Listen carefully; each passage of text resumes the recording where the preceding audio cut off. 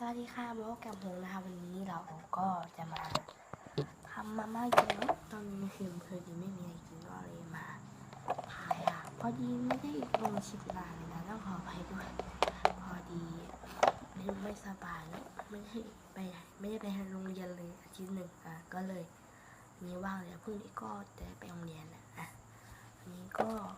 มาถ่ายกินยำมาม่าซุกี้ได้แล้วเรามาแกะเลยแกะมากก็จะได้นี่ได้น้ำมันนะคะอันนี้ซื้อจากเซเว่นอย่างเดียวนะอันนี้เป็นพวกแบบอะไรนี่น่าจะเป็นพวกเครื่องของซุกี้เขาอะค่ะอันนี้ก็เป็นผงอันนี้ก็เป็นซ่อมเนาะเดี๋ยวเราจะเอามาม่าไปใส่น้ำร้อนกันมาค่ะเทมาเลย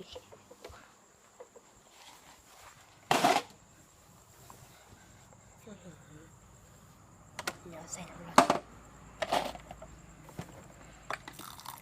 ผมอาจจะฟูนิดนึงนะกดอยู่โอ้ยกระเทียมเต็มค่ะโอเคแล้วก็ปิดฝาแล้วอันนี้เลยปิดฝาเลยใส่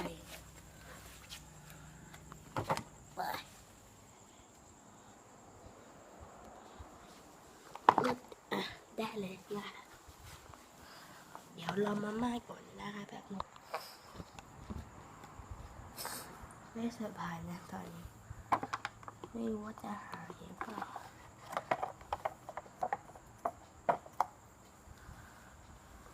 รอสักนิดหนึ่งร้อนโอ้โหร้อนมาก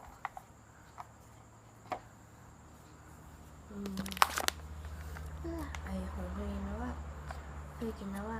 เคยกินอันนี้นะมันน่าจะมีลูกชิ้นปลาอะไรแบบนี้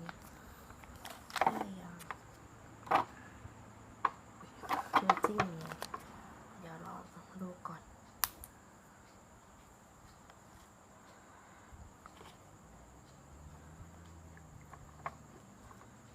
มันยังเป็นอย่างนี้ใส่น้ำหน่อยก็อืดนะคะอาจจะพูดเบานิดนึงแล้วทุกคนหลับกันหมดแล้วเดี๋ยวคงคนเดียวรอกันนะคะ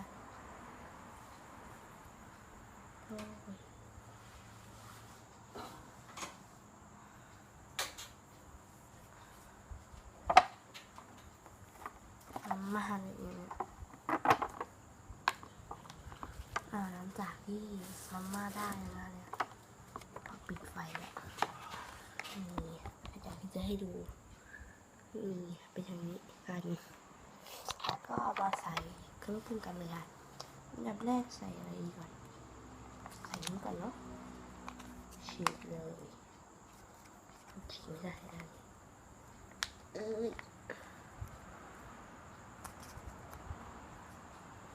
นี่ค่ะดูจะเอาให้ดูโอ้โหมันมากมันก็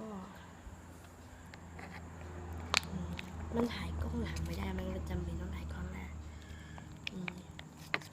ได้อะไรบ้างน่าจะเป็นลูกชิ้นนะอย่างที่เข้าใจ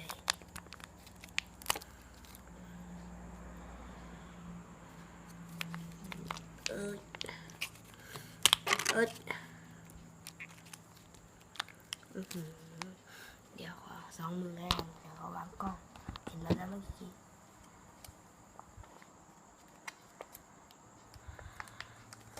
น่าจะเป็นเนื้อปลาเนื้อโหมีลูกชิ้นด้วยมื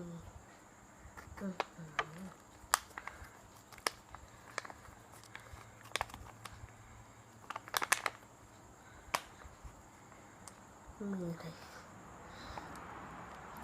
งานออก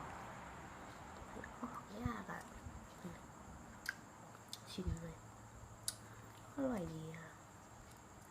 แต่ไม่ได้กิน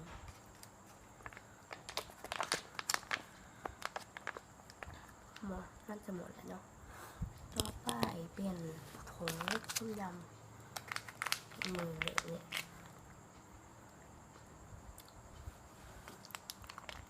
อยู่นี่อร่อยก็ใส่ผงเข้าไปค่ะ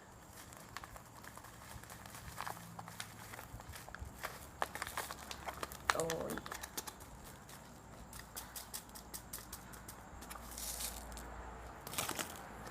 น้ำมันก็ต้องใส่นะคะเพราะว่าขาดไม่ได้เดี๋ยวไม่อร่อย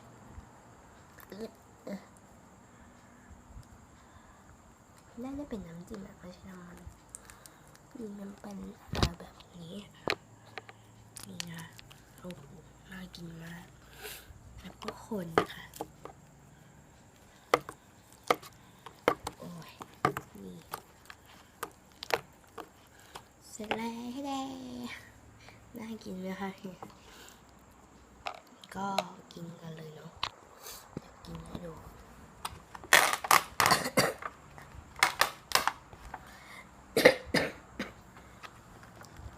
อุ้ยเอาไว้ก่อนมันหกก่อน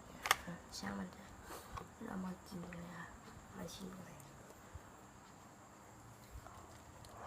โอ้ยเคี้ยวผมอ่ะ